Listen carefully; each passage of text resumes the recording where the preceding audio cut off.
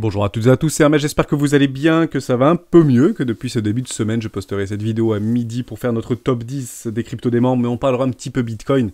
Il y a plein de choses qui se sont passées depuis le début de la semaine, je vous remettrai ma target de fin de semaine, donc on va à 5 à 41 000 $, 40-41 000 $, et je vous expliquerai encore pourquoi. Il y a des confluences qui sont en train de se mettre en place, j'aime beaucoup ça, vous savez, moi je recherche beaucoup les confluences sur des biseaux descendants, d'élargissement qui revient sur un objectif, notamment des 41 000 $. C'est toujours très intéressant de voir ça, donc bien sûr c'est du court terme, on attendra bien que nos bottoms se posent, avoir des jolies structures en W pour commencer à encadrer et rationaliser les investissements sur le moyen long terme, c'est très important, et on fera une dizaine de crypto-actifs que vous m'avez demandé dans les commentaires YouTube ou sur le Discord. On commence maintenant. Mais avant de commencer, n'hésitez pas, bien sûr, à nous rejoindre sur le Discord des Rois du Marché. Le lien sera en description de cette vidéo. À vous abonner également, je le dis rarement. On est de plus en plus nombreux à au quotidien parler du Bitcoin, des cryptoactifs, des probables remontées, des probables continuations de bull run, etc. Je suis depuis des mois toujours haussier sur ce Bitcoin, je vous l'explique régulièrement pourquoi, tant qu'on ne vient pas casser les 29 500 $, rien n'indique un nouveau bear market, malgré beaucoup de mes confrères influenceurs qui targetent des prix sur les 25 000 $, 20 000 $, etc. etc. C'est pas une mauvaise chose, il faut toujours se prémunir, se garder, ne jamais balayer d'un revers de manche des targets possibles, même si peu probables, pour pouvoir ne pas succomber à nos émotions et capituler dans le désespoir et vendre tous nos tokens à des baleines qui attendent patiemment de les récupérer. On parlera de tout ça. À l'intérieur, vous trouverez une documentation d'une stratégie qu'on utilise chez les rois qui s'appelle la stratégie des 4 rois. C'est une dizaine de pages, n'hésitez pas à la télécharger, à vous en imprégner, à vous en inspirer pour que vous aussi, vous puissiez trouver votre propre style d'investissement, que ce soit sur le court, moyen ou long terme. Et on va d'ailleurs parler un tout petit peu court terme sur le Bitcoin. On le fait rarement, vous savez, on est plutôt long terme, mais comme on fait des vidéos quotidiennes, bah c'est bien aussi de rentrer dans des time frames un peu inférieurs. Je vais très rarement en horaire, donc je vais rester en 4 heures actuellement. Il y a des choses qui sont très intéressantes, notamment sur notre RSI, notamment sur notre MACD en 26 périodes. C'est très intéressant. Alors, on avait dit, depuis quelques semaines maintenant, ou depuis le lundi, mardi, où j'étais assez pessimiste, notamment dans mes petites miniatures, lorsqu'on était sur les 43-45 000 $ à peu près, je vous les disais, on part sur un V-bottom, les V-bottoms sont menés à être retestés, soyez patients, ne faites pas all-in ou n'investissez pas trop votre portefeuille et n'exposez pas trop votre portefeuille crypto sur cette remontée, puisque les V-bottoms sont menés régulièrement à être retestés. Ce V-bottom a été positionné sur les 33 000 $ ici, et il a bien été retravaillé en daily sur nos 618. Donc c'est clairement ce qu'on attendait. Ça, c'est chose faite. Maintenant, qu'est-ce qu'on va attendre ? On va bien évidemment attendre de nouvelles structures dans des zones de rechargement de vente court terme. On est bien actuellement ou juste au-dessus, parce qu'il fallait pas s'attendre à une reprise des volumes vendeurs dans une zone de rechargement de vente logique. Les shorters et les ventes à découvert prennent des profits massifs ici. Il y a des personnes qui étaient positionnées depuis maintenant plusieurs semaines avec des ordres qui étaient, même si on les voyait sur Deribit notamment et sur notre Trading Light, parce qu'on regarde souvent ça sur Trading Light, des petits agglomérats d'ordres qui sont positionnés tranquillement et qui attendent d'être fill. On les voyait bien sur... Ouh, j'ai pas nettoyé tout ça, bon c'est pas très grave, on va le nettoyer. Des ordres qui étaient positionnés ici en embuscade sur les 38 500 $, très probable qu'on vienne les filer, qu'on appuie encore fort sur la tête de ces acheteurs agressifs, et notamment à levier, on voyait le ratio long short qui continuait à augmenter, ce qui n'était pas très positif pour une continuation haussière, et ce V-bottom qui tendait à être fill et retesté. Donc ça, c'était quand même une chose très importante. Maintenant qu'on y est, il faut attendre autre chose, il faut attendre des structures. Néanmoins, on voit que ça commence un petit peu à partir, on commence à avoir des acheteurs et je vois sur le Discord que déjà des personnes souhaitent acheter ce rebond. Je rappelle que c'est qu'un rebond technique. Et on voit d'ailleurs deux choses dans ce rebond technique. La première chose, c'est qu'on est sur un biseau descendant d'élargissement. On le voit ici. Je me mets en 4 heures, mais c'est très visible. Vous voyez parfaitement ici. On tend à casser ce biseau descendant d'élargissement. Voilà, juste ici.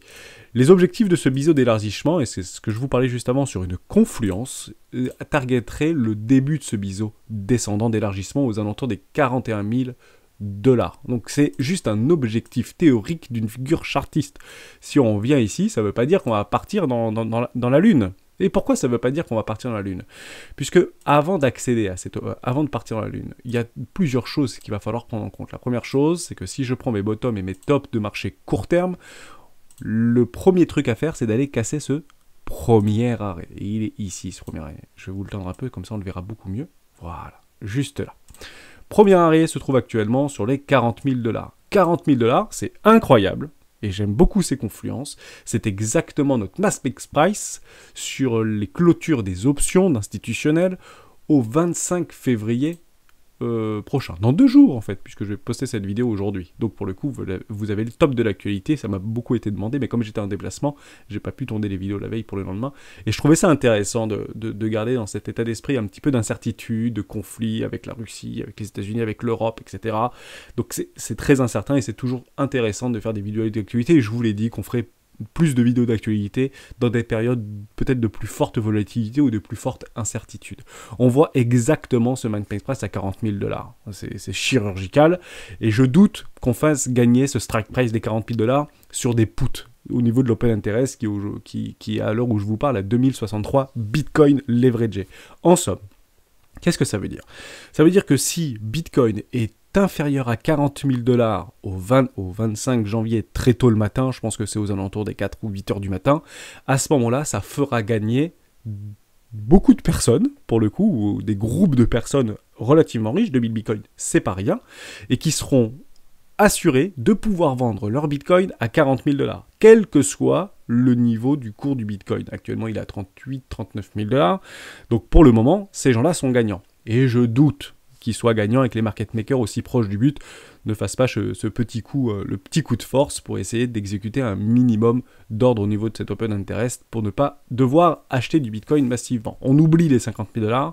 Je pense pas qu'il y aura une poussée du DT en 48 heures, même si c'est complètement possible pour le coup. J'en doute quand même, puisque si les market makers ne font pas gagner le strike price des 40 000, il ne fera pas gagner le strike price des 50 000 pour les acheteurs. En somme, actuellement sur les calls, ici, si le cours venait à dépasser, et je dis bien dépasser les 50 000 $, à ce moment-là, 2865 bitcoins, qui sont actuellement en open interest, donc un groupe de personnes riches qui se couvrent, qui se hedge, peu importe, seront assurés d'acheter du bitcoin à 50 000, même si dans 2 jours il est à 70 000 $. Vous voyez un petit peu l'idée? Donc c'est intéressant de regarder régulièrement ces expirations d'options. Généralement, en fin de mois, ce sont les plus grosses, entre guillemets. Et vous avez aussi celle du 25 mars, qui est actuellement la plus importante, avec 56 000 bitcoins leveragés et un max price à 42 000 $. Donc je tends à dire et tends à croire qu'il y aura une forme de volatilité jusqu'à fin mars pour aller chercher peut-être des 50 000, revenir sur les 40 000, rebaisser sur les 38 000 $. On serait tout simplement dans un range. Et ce range, on l'a très bien délimité. On a d'ailleurs réintégré ce range bas, juste ici, haut du range aux alentours des 45 000 $ et bas de range aux alentours des 32 000 $. Et on peut rester comme ça pendant 1 mois ou 2. Alors, qu'est-ce qui se passerait éventuellement en cas de résolution? À ce moment-là, il y a bien sûr des pools, des calls, pardon, si c'est à l'achat, ou des puts qui gagneront. Mais ce qui serait très intéressant, c'est que si on vient transpercer et clôturer courant du mois de mars, alors février-mars, on est plutôt au mois de mars maintenant, on est le 23 à l'heure où je vous parle, donc on est quand même en fin de mois. Si on venait à clôturer fin mars, début avril, au-dessus des 46 000 $, ce serait très très positif. On irait casser le premier arrêt, zone de rechargement de vente, edge position, nouvelle ATH. Clairement, on pose bien les bottoms en hiver et on fait des jolis rallyes au printemps. Bon, est-ce que c'est intéressant d'acheter du Bitcoin maintenant? Est-ce qu'il faut acheter maintenant du Bitcoin maintenant qu'on voit une petite bougie bleue en délit de quelques 1000 ou 2000 $? En réalité, c'est pas la meilleure solution. Pourquoi c'est pas la meilleure solution? Et je vous explique pourquoi de façon extrêmement pragmatique et rationnelle. Je me reprends. Actuellement, vous êtes dans un biseau d'élargissement des ententes. L'objectif est 41 000 $. 41 000 $, c'est exactement le max price, ou 40 000 $, exactement le max price des options du 25. Néanmoins, on se retrouverait, bien évidemment, et sur un premier arrêt, le premier arrêt, exactement les 40 000 $, le max price. Mais avant ça, on devrait casser le premier arrêt. Donc on ne vient pas casser le premier arrêt. Le plus probable, qu'est-ce que c'est de faire un petit tour plus bas, sans pour autant venir remettre en cause la dynamique moyen terme haussière, qui actuellement sur les 33 000 $, puisqu'on avait structuré des jolis bottoms ici en daily avec des petits W daily, même si je ne les confirme pas et je tendais à venir chercher ce V bottom ici, on a structuré un M top en daily. Et tant que ce M top existe, c'est très difficile de pouvoir éventuellement aller le casser. Ça va être très très dur en fait de faire ça, puisque en fait le monde est au courant que la dynamique court terme sur Bitcoin et sur Ethereum est baissière maintenant. Donc on attendra quoi? On attendra un petit W daily qui viendrait annuler en fait. Je vais me passer en daily et comme ça on le verra mieux. Mais si on fait un tout petit W en daily, il faut pas qu'il soit gros. En 2 jours, 3 jours, c'est réglé. Ça viendrait annuler ce M-top. Et à ce moment-là, on pourrait encadrer un achat ici. En somme, je m'explique. On achète maintenant. Or, on n'y a pas cassé le premier arrêt. On expire les options du 25 décembre. Et derrière, on fait un nouveau plus bas. Dommage. Qu'est-ce qu'on fait?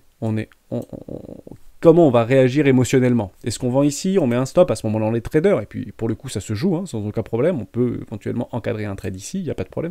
Mais beaucoup attendront une structure. Beaucoup attendront une structure. En somme, acheter ici ou acheter ici, quelle différence? Quelle différence à 2% près? Est-ce que vous allez investir 1000 $ là-dedans alors que vous êtes à 2% près de potentiellement avoir un plus bas? C'est vraiment dommage.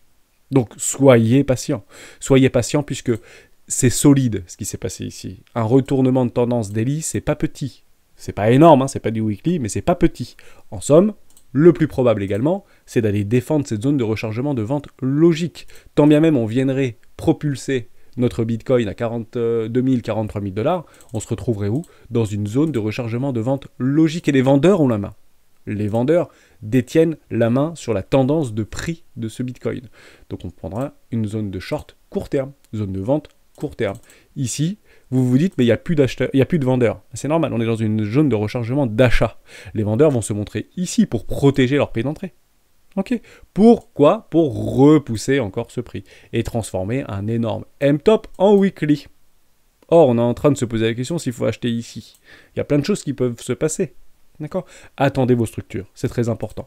Alors, également, certains diront, non, moi j'attends pas les structures, ça m'intéresse pas de problème. Bon. Il y a aussi un truc et vous achetez un bas de range, ce qui n'est pas complètement délirant pour le coup. Mais attendez quand même vos structures au minimum en 4 heures, parce que en 4 heures, on est d'ailleurs, je vous le dis aussi, même si vous prenez des tout petits W en 4 heures, ce qui n'est pas complètement impossible, vous êtes sur un V-bottom. Et les V-bottom sont menés à quoi? À être retestés. Attendez au moins ça.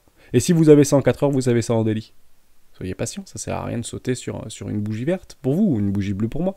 Donc on est patient. Par contre, j'ai beaucoup d'ordres sur des altcoins qui sont en embuscade actuellement pour pouvoir réinvestir entre 6 et 8%, je vous l'avais dit dans la vidéo d'hier ou d'avant-hier, sur des altcoins en cas de reprise haussière au niveau de notre prix. Néanmoins, très intéressant quand même. Si je me mets en H4, on a un retour de la dynamique haussière en H4. Donc on a bien crossé ici notre petite structure en W dans un W en H4 sur notre dynamique interne sur notre MACD. Donc, jusqu'à preuve du contraire, les vendeurs ont repris la main. On n'a pas des structures sur le prix, mais les vendeurs ont repris la main. Même chose sur notre RSI. Pour ceux qui utilisent le RSI, nous avons bien des structures et une divergence confirmée en H4 sur notre RSI. Est-ce que c'est puissant? Non, c'est pas puissant. Pourquoi? Parce que plus la time frame est petite, moins le mouvement ou le pullback ou le retracement ou le pump sera puissant. Automatiquement. Plus la structure est grande en weekly, en mensuel, voire en trimestriel, plus le mouvement sera puissant. C'est ça qu'il faut bien comprendre. Donc on peut regarder en 15 minutes, on peut regarder en 30 minutes, on peut regarder en 1 heure, mais les mouvements sont extrêmement éphémères. Donc ce sera plutôt des traders qui vont localiser des achats ou des ventes structurées, rationnelles, sur des petits time frames en cas de retournement de tendance, bien évidemment. Donc ça, c'était très important. J'attendrai, moi, au minimum, une structure en daily comme je l'ai fait sur les altcoins. Et d'ailleurs, c'est exactement ce qu'on a fait depuis 2 semaines. On a repositionné des achats sur des structures en W daily sur nos altcoins. On va le prendre juste après dans cette vidéo pour ceux que ça intéresse. On va faire une dizaine de cryptos. On s'est fait quand même dégommer. On a reperdu 20-25% alors qu'on avait des jolies structures, on revenait sur des précédents lots, on ne cassait pas les précédents lots, et on s'est pris du moins 25% sur nos positions sur nos altcoins. Donc des structures ne font pas tout. Plus elles sont grandes, plus elles sont puissantes. C'est ça qu'il faut bien comprendre. Donc, qu'est-ce que je voulais dire d'autre sur notre Bitcoin au niveau du prix? Rien de plus, on attend juste ce petit W daily, tout simplement, mais on est dans une très bonne localisation, toujours d'achat moyen terme, il n'y a pas de problème, on est bien dans une zone de rechargement de vente logique, juste ici. Voilà, on est dedans. On est dans une zone de rechargement d'achat logique court terme, juste ici entre nos 618 et nos 786. Voilà pour ça. Donc logique qu'on ait des achats dans cette zone-là et qu'on commence à avoir des petites structures en daily. Mais vous voyez, quand je me mets en daily, on prend un petit peu de recul. Bon, on est bien, quoi. On est bien et c'est là qu'il faut structurer des achats, bien évidemment. On part un petit peu sur notre scalping pour essayer d'aller voir notre notre sentiment de marché. Voilà, juste ici, pardon, on est toujours dans la peur, on était presque passé dans l'extrême peur. Bon, c'est pas fameux tout ça, hein, d'accord? Donc c'est ici qu'on doit poser des bottoms, c'est ici qu'on commence à acheter, qu'on encadre des investissements, puisqu'on est dans la peur. C'est pas dans l'euphorie extrême, quand on sera à 90 000 $ qu'il faudra dire, bon, j'ai loupé le train et il va falloir que j'y aille. Vous louperez pas le train. Attendez des petites structures et vous verrez que le train, vous allez pouvoir le prendre en route, et même si beaucoup attendent, et pour le coup, j'attends aussi une jolie structure sur Ethereum ou sur Bitcoin pour venir clôturer en weekly au-dessus des 46 000 $. Il est là, notre signal. Notre signal, il sera là. On viendra casser le premier arrêt, structure en W weekly. C'est exactement ce qui s'était passé ici. Et là, vous pouvez profiter d'une super remontada, une super hausse. Prenez vos profits dans une zone de rechargement de vente logique, hedgez votre portefeuille entre les 618 et les 786, plein de choses qu'on a vues dans les vidéos pédagogiques des rois du Bitcoin, mais prenez le temps et prenez du recul, parce que jusqu'à preuve du contraire, malheureusement, dans cette situation de marché, le plus probable, qu'est-ce que c'est de faire un nouveau plus bas.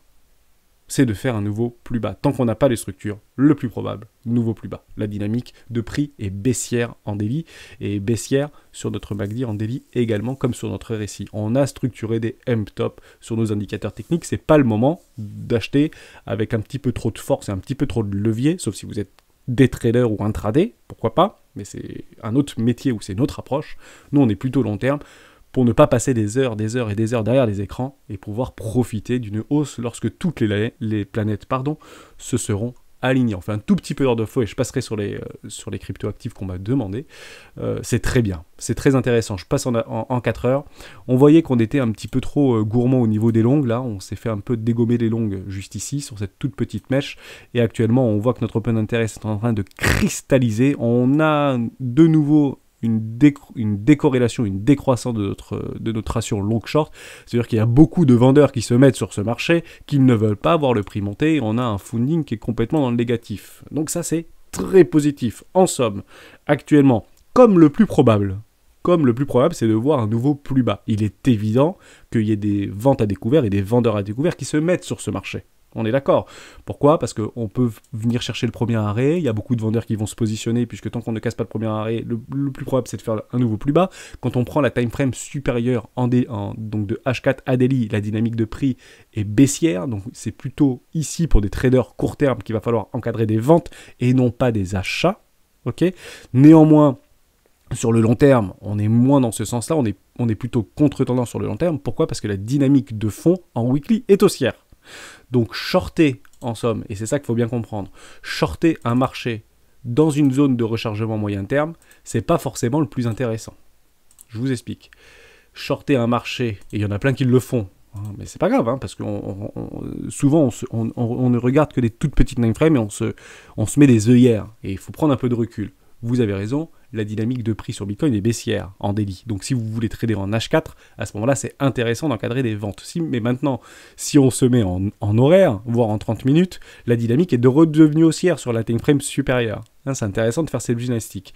Mais maintenant, si on veut même en daily proposer, shorter ce premier arrêt, ce qui n'est pas complètement délirant, bien évidemment, c'est que vous êtes en train de shorter une zone de rechargement d'achat moyen terme. Et clairement, c'est pas ici qu'il faut shorter. C'est ici qu'il faut plutôt encadrer sur de l'investisseur moyen, long terme, très long terme, des achats pour pouvoir monter dans le train. C'est ici qu'on monte dans le train. Mais c'est pas à 38 854 $ qu'on monte dans le train. C'est éventuellement sur une magnifique structure en W weekly aux 46 000 $ clôturé, attendre le petit pullback, voire un petit peu plus profond pour sortir. Vous connaissez l'adage, hein, dernière arrivée, premier sorti, et là vous aurez une probable deuxième possibilité de monter dans ce train. Soyez patient. Voilà, j'espère que j'ai été clair sur le Bitcoin, que je ne me suis pas trop perdu dans mon discours. C'était purement technique, purement chartiste. L'objectif, c'est fin de semaine 40 000, 41 000 $. On peut très bien retracer ce week-end pour aller chercher des acheteurs agressifs pour complètement décharger ce train et structurer ce fameux petit W en daily. Soyez patient. On les aura, ces W. On les a tout le temps. Si ici on avait un, même si je ne le confirmais pas parce qu'il y avait ce V-bottom, ici on l'a eu. Ici on l'a eu. Ici on en a eu un magnifique en weekly, c'était un peu la fin du monde. Ici, on l'a eu. Ici, on l'a tout le temps. Hein, ici, on en a eu plein. Ici, on en a eu, on les compte même plus. Quand tout s'est validé, boum, bon, derrière, dernière arrivée, premier sorti. Ici, on l'a eu. Ici, on les a eu. Ici, on les a eu, etc., etc., etc. Ok. Ah, on fait juste un petit tour aussi, tant que je l'ai sous les yeux, sur notre EMA 9 et EMA 18. Pour l'instant, vous n'avez pas le billet momentum en votre faveur pour les acheteurs. On a toujours crossé ici notre EMA 9 et EMA 18, c'est bearish. Okay, donc il va falloir avoir un petit peu de temps. Attendez qu'on repositionne un range. Vous vous rappelez, je vous le dis souvent, 80% du temps, le cours est en range, 20% en tendance, 80% en range, 20% en tendance, 80% en range, attendez vos structures, et 20% en tendance. Et quand on aura cette tendance dans ce non-normé range qui sera clôturé, je vous le mets un peu plus propre ici, entre les 45 000 $ et les 33 000 $ et qu'on cassera par le haut une clôture en weekly, on est d'accord qu'on sera 80% en range et peut-être 20% en tendance. Et là, on pourra aller tout casser. Mais pour l'instant, on casse rien du tout. Pour l'instant, on est derrière notre écran, on met éventuellement des alertes, pour ceux qui n'ont pas le temps de rester des heures derrière les écrans, en sachant que ça ne sert strictement à rien pour le coup, puisqu'on est dans des ranges, et dans des ranges, c'est d'aller chercher les hauts de range, vendre les hauts de range et acheter les bas de range. Bon, formidable. On est dans un bas de range, on achète les bas de range et on vendra probablement les hauts de range. Sauf si on vient à casser, parce que énormément de vendeurs à découvert vont se positionner pour dire le Bitcoin ira à 25 000, le Bitcoin ira à 20 000, parce qu'il y en a plein qui disent que ça va à 20 000 ou plein qui disent à 25 000. Le Bitcoin et les marchés feront le contraire de ce que la majorité pense. Ce qui est extrêmement intéressant. Et comme ça, je vais rester... aucune arrogance, bien évidemment, dans mon discours. Mais d'un point de vue psychologique, d'un point de vue fondamental... En réalité, la grande majorité des investisseurs amateurs et traders amateurs sont baissiers. Pourquoi ? Parce que la géopolitique est incertaine. Il y a une guerre qui est en train de se préparer, 150 000 soldats sur la frontière entre l'Ukraine et la Russie.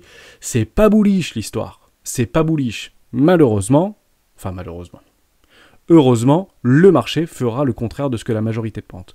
Donc, je ne dis pas qu'il ne peut pas y avoir des black swans. Je ne peux pas dire qu'il n'y aura pas des forts retracements parce que le fondamental rattrape la technique. Or, ce qu'on est en train de faire depuis des semaines maintenant, c'est de le pricer, ce conflit. On le price. Donc, il y a quand même de la discussion, il y a quand même de la diplomatie, il y a quand même des rencontres, il y a des sanctions. Il y a Carstream qu'on est en train de fermer, il y a Medvedev qui vient de sortir sur une intervention que si les Allemands veulent payer ou les Européens veulent payer 2000 $ leur tonne de CO2, enfin leur tonne de gaz au niveau c'est leur choix, etc. Oui, bon, on n'est plus à quelques quantitative easing, hein, pour le coup, pendant la crise sanitaire, c'est des par milliards qu'on a imprimé, on aura peut-être un peu plus de mal à se chauffer, et c'est pas entre guillemets trop grave, enfin c'est pas trop grave, il faut faire attention à ce qu'on dit. Ça peut être très grave pour le coup, hein, pour les personnes âgées, les personnes les plus vulnérables bien évidemment, mais on arrive en été. Donc couper le 12 décembre le gaz au niveau de la Russie, c'est pas une bonne idée. Bon, en plein été, c'est peut-être moins grave. Hein, on arrivera à prendre des buts à gaz ailleurs, vous comprenez, et probablement qu'on est déjà au niveau du fret en train de le travailler. Je rappelle aussi qu'en 2020 et 2021, Warren Buffett a massivement investi dans les gaz, et dans le butane, et dans les gaz, et dans les énergies gazéifiées. Coup de génie, coup de ce que vous voulez, vous pouvez regarder l'action Bershka Mataway, c'est juste incroyable, quoi. Enfin, le mec a toujours un an d'avance, c'est fou. Ah oui, j'ai vu une petite news aussi, quelqu'un peut me la partager éventuellement sur le Discord, je la retrouve plus, comme quoi Warren Buffett n'était plus si dédaigneux vis-à-vis du Bitcoin et commençait à tendre l'oreille, bien évidemment. Comme par hasard. Bon, bref, des bonnes news, mais aussi des mauvaises news. Les mauvaises news sont pricées par le marché. Je vois qu'actuellement, on est en train de consolider. Je rappelle également très rapidement sur le S&P 500. On la fera pas, cette vidéo, sur le top 10, finalement. Si, on va la faire. Mais pour ceux qui voudront couper avant, c'est pas très grave. Tant qu'on ne vient pas clôturer sur le S&P 500 en dessous des 4223 $, on a toujours la possibilité d'aller chercher un rebond. Pourquoi ? Parce qu'on a délimité un range. On vend les hauts de range, pourquoi pas, et on achète les bas de range. Puisqu'on a délimité avec cette mèche le bas de range. Ok, donc si vous voyez le truc faire ça, on s'accroche plus à ces idées. Hein. Ok, c'est haussier. Pour l'instant, c'est baissier. Je vous l'accorde totalement. On a des structures de retournement long terme. Mais le M-top en weekly sur le S&P 500 sera confirmé aux 4223 $. Mettez une alerte. Si on vient clôturer en weekly là-dessous, c'est pas bon du tout. Hein. Mais pour l'instant, on est où ? On est juste dans un retracement. On ne peut pas malheureusement voir un indice boursier faire ceci tout le temps, ce n'est pas possible. Il faut des retracements. Et puis prenez du recul. Vous en avez tout le temps des retracements. Sauf que là, potentiellement, on pourrait très bien structurer quelque chose comme ça et on ne s'accroche pas à ces idées. Si on voit ça, c'est haussier. Au même titre que sur le Bitcoin. C'est là où, en fait, attendez vos structures, soyez patient, observez ce qui est en train de se passer, ne mettez pas all-in sur des positions d'investissement dans des bad range, ça sert strictement à rien, parce que ça veut dire que vous êtes un range trader, et malheureusement, les range traders ne gagnent pas à chaque fois. C'est sur la durée et sur le long terme qu'on gagne, parce qu'on attend nos confirmations, nos validations au niveau de nos indicateurs techniques, etc., etc., etc. Pareil sur le S&P 500, j'ai posté, tant qu'on ne vient pas à clôturer en dessous des 13 100 points, tout est encore possible. Hein. Alors, c'est baissier, je ne dis pas le contraire. La dynamique en weekly est baissière. Par contre, ne nous trompons pas, si on vient clôturer au-dessus des 14 500 points, on ne s'accroche pas à nos idées. On annule complètement ce M-top en weekly, on structure un bottom de marché en hiver pour faire un nouveau rallye. Hein. Et les rallyes se font au printemps. Hein. On s'y approche grandement. Ok, soyez patients, on a quelques semaines devant nous pour pouvoir positionner nos billes et profiter d'une possible nouvelle hausse et reprise haussière de ce bull run au niveau de nos cryptoactifs préférés, bien évidemment. J'espère que j'ai été clair. En tout cas, tout ce qui se passe sur mes indicateurs techniques que je regarde quotidiennement et que j'essaie de vous partager, c'est de plus en plus positif. Ce que je voulais surtout pas voir, c'est que ici, pendant cette descente-là ou pendant cette montée-là, on voit notre funding commencer à péter en l'air et notre ration long short complètement pété en l'air. Et là, j'aurais dit, bon, apparemment, les gens, ils sont chauds, donc on ira probablement faire des nouveaux plus bas. Bon, c'est pas ce qu'on est en train de voir. On est en train de voir des gens qui commencent à appuyer un peu fort sur la vente à découvert et se protéger. D'ailleurs, je fais une dernière petite bifurcation. Ça fait 26 minutes qu'on parle, on n'a même pas commencé. Bon, dernière petite bifurcation. Ce cluster ici, là, en fait, ça c'est mon interprétation personnelle. Le fait qu'il y ait eu un strike price sur les 40 000 $ assez fort, partez du principe, et je pars moi du constat, qu'il y a eu beaucoup d'institutionnels et de très gros portefeuilles qui ont shorté ce Bitcoin, qui ont suivi la tendance baissière de ce Bitcoin-là. Le fait de shorter le Bitcoin, malheureusement, ces gens-là ne peuvent pas toujours gagner, même s'ils ont ce qu'on appelle des poches sans fond, des ressources dites illimitées, des milliards et des milliards. Ok ? Ils diversifient, bien évidemment, ils ne vont pas mettre leurs milliards et tout leur portefeuille sur du Bitcoin, c'est quelques toutes petites fractions de pourcentage de leur capital d'investissement, quels que soient les fonds d'investissement que vous suiviez, bien évidemment, mais on voit bien que ce strike price sur les 42 000 $, sur les 40 000 $, c'est clairement un hedge position pour dire que si jamais mon short se fait exploser la tronche, okay, ou si mes achats se font exploser la tronche, pardon, je serai garanti de vendre du Bitcoin à 40 000 $. Donc, il y a eu des achats de spot. Je dis vente, mais c'est des achats. Il y a eu des achats qui ont été massifs en dessous des 40 000 $. Je vous l'avais dit, ils se protègent bien évidemment. Hein. C'est une certitude absolue. Mais ici, c'est pas des... Pardon. Juste là, sur Bitcoin, en dessous des 40 000 $, donc dans tout ça, là, c'est pas des dérivés. On l'a vu, l'open interest commencer à dégonfler. Ici, il y a beaucoup de personnes qui vont acheter massivement du Bitcoin en spot. Et ils se protègent. Parce que si Bitcoin faisait ça, à ce moment-là, ils étaient garantis de pouvoir vendre du Bitcoin à 40 000 $. Ok ? Donc, ça a tiqué, ça a été difficile, mais clairement, c'est des achats qu'on voit ici. C'est pas des ventes. Et c'est pas des ventes massives. C'est des achats de Bitcoin.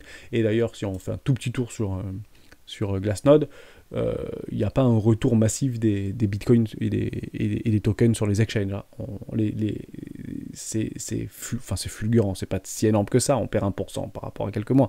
Mais techniquement, il n'y a pas une recrudescence des tokens sur les exchanges pour pouvoir les vendre dans la précipitation et dans la capitulation. Pas du tout. Loin de là.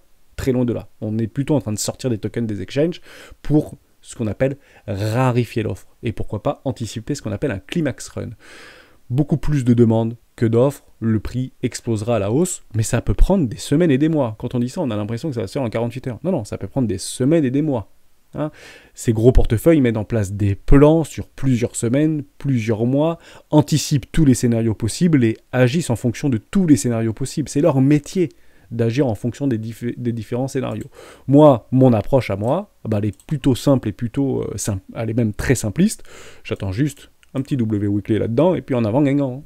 Il m'en faut pas beaucoup plus à moi, hein, pour le coup. Un retour de la dynamique haussière, les vendeurs qui se font exploser, short squeeze téléguidé, retour de la dynamique interne haussière, montrer ici qui propose des structures derrière, une trendline. Honnêtement, il m'en faut pas plus sur de l'investissement long terme. J'aurais pas acheté le top de on n'achètera pas le top de marché ici. Hein, il est là le top de marché. Donc déjà, on l'a payé moitié prix le top de marché. Ok ? Voilà pour ça. Mais soyons patients. On commence très rapidement. Donc, pour tous ceux qui voulaient qu'on suive tout le top des cryptoactifs, ou sinon, je me fais une deuxième vidéo, je vous la poste à midi. Je vous la poste demain ou ce soir à 18 h. Ouais, au pire, on s'arrête là. on va s'arrêter là, parce que j'ai pas envie qu'elle dure 1 heure, parce qu'elle va durer très très longtemps.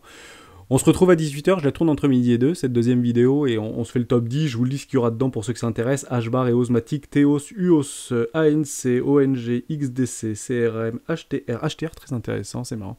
C'est François qui m'a proposé de parler de ça, et Polk, qui est une petite token sur les paris sportifs des fondateurs portugais. Voilà, c'est toutes les... S'il y en a d'autres, je vais essayer de les retrouver, et on se retrouve à 18h. Voilà, mais c'était peut-être important de faire cette vidéo un peu plus longue sur Bitcoin, j'ai rien oublié, il me semble pas, on peut juste regarder, peut-être qu'il y a Dastar ou quelqu'un qui nous a proposé les classeurs de liquidation, je les ai pas regardés. Dans analyse graphique, est-ce que vous les avez ou pas? Non. Sur analyse graphique, restez dans l'analyse graphique. Sur Blabla, ça, messieurs, s'il vous plaît, messieurs, dames. Je l'ai pas. Bon, je l'ai pas. Ah, si, très intéressant.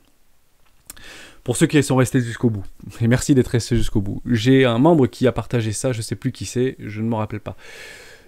En fait, il a reproduit une pattern de Wyckoff sur le très long terme. Vous voyez qu'on était en avril, mai 2021, juin, etc. Donc clairement, un schéma de distribution de Wyckoff. J'ai trouvé ça extrêmement pertinent, dans le sens où cette pattern de distribution de Wyckoff, on le sera que à sa résolution, donc lorsqu'on viendra casser et clôturer en dessous des 29 500 $. Donc merci à toi pour ce travail. Je ne sais pas si c'est toi qui l'as fait ou que tu l'as récupéré quelque part, mais vraiment très propre. Et je suis très content d'avoir des membres de cette qualité-là sur le Discord qui nous partagent des données très intéressantes. Je n'utilise pas Wyckoff, mais je suis des influenceurs qui l'utilisent beaucoup, même si ce sont des patterns extrêmement psychologiques. Ça m'a fait réagir quand j'ai vu en effet qu'on irait chercher un nouvel ATH sur les 75 000 $ pour après restructurer quelque chose sur une dynamique baissière. Ce qui me donne en fait par rapport à ton travail, je suis désolé, je t'ai oublié, je n'ai pas noté ton nom, mais on pourra te retrouver bien évidemment. En fait, c'est clairement ces deux fameuses petites trainlines que je vous avais notées il y a très longtemps, il y a quelques jours, quelques semaines, qui mèneraient en fait dans ce canal haussier, aller chercher éventuellement un haut ici, prendre une zone de rechargement de vente, aller casser tous les vendeurs agressifs, derrière structurer une pattern de retournement en weekly pour bien évidemment faire un nouveau plus bas. Dès lors, il faudra prendre des décisions en fait dans cette zone-là. C'est une certitude absolue et une évidence absolue. Mais j'ai beaucoup aimé ton approche sur une relation baissière, oui, mais nous, chez les rois, on aura pris des dispositions, notamment en zone de rechargement de vente logique et également sur des structures en M-top, en weekly, ou voire en daily, pour éventuellement recouvrir un petit peu notre capital. Même si le plus probable derrière, sur une énorme structure en W-weekly, c'est de faire un nouveau plus haut, ici, ce sera difficile. Ici, ce sera difficile. Comme ici, ça a été difficile et on s'est pris moins 55%. Partez du principe que ce sera tout le temps difficile. Tout le temps difficile. Et dans la même idée de pattern ou de confluence, le marché montera avec un minimum de personnes, mais chutera avec un maximum de personnes. On verra où est-ce qu'on en sera à ce moment-là, mais j'ai trouvé ton travail très intéressant. On pose bien des bottoms en hiver, on serait ici, derrière on refait une structure haussière, M-top en weekly, et derrière on fait des nouveaux plus bas tant qu'on ne retrouve pas en fait de structure en weekly. Il est probable, on finira là-dessus, il est probable qu'un jour on vienne les chercher ces gens-là. D'accord? On vienne les chercher. Et je tendais en fait à vous montrer, par rapport à nos retracements Fibonacci, jusqu'où on pouvait aller les exploser. C'est très drôle. Si on vient exactement juste ici, sur les 70 000 $, entre guillemets, sur une nouvelle pattern, tac, et structurer quelque chose comme ça, nos 618 seront juste en dessous de ces précédents lots. C'est intéressant, juste en dessous de nos précédents lots. Donc c'est probable qu'on voit quelque chose exactement comme ça, cette fameuse pattern de distribution de Wyckoff pour derrière repartir en bear market, et tout le monde sera pris de court. Tout le monde sera pris de court à ce moment-là. On s'efforcera de protéger notre capital. Vous avez une vidéo dans ce sens-là, moi je le ferai bien évidemment. Je profiterai probablement avec vous de cette hausse-là. Il y aura une hausse, on prendra massivement des profits, nos fameux 110%. Comme ça, je le remets, je le répète, comment on arrive à capter des mouvements de marché, même si relativement éphémères, qui durent quelques semaines, quelques mois, mais on peut prendre maximum de profit sur nos altcoins préférés qui n'ont pas encore cassé nos précédents lots, si Bitcoin revient à faire du plus 100%, sans aucun problème que beaucoup d'altcoins nous donneront des 110%, même si on les a bien lissés vers le bas en attendant des jolies structures, et derrière, si on se retrouve ici, je vous garantis qu'on sera content d'avoir pris nos profits ici. Le plus important, en tant qu'investisseur, que ce soit investisseur court, moyen, long terme, c'est de prendre des profits et de sécuriser notre capital. sécurisons notre capital. En somme, et je finirai là-dessus, et on se retrouve à 18h. Avoir un capital de 10 000 euros ici, qu'on transforme en 20 000 euros ici, notre capital n'est pas de 20 000 euros. Notre capital, il est de 10 000 euros et notre plus-value latente est de 10 000 euros. En somme, l'objectif, qu'est-ce que c'est? C'est de protéger ce capital-là. Et on le protège où? En prenant des profits ici, au minimum de la moitié, si vous suivez la stratégie des 4 rois. Bien évidemment, merci à toutes et à tous d'avoir suivi cette vidéo jusqu'au bout. On se retrouve à 18h. Je pense que c'était important de faire cette vidéo-là. Et on se fait le top 10 des cryptoactifs à 18h. Promis. Ciao.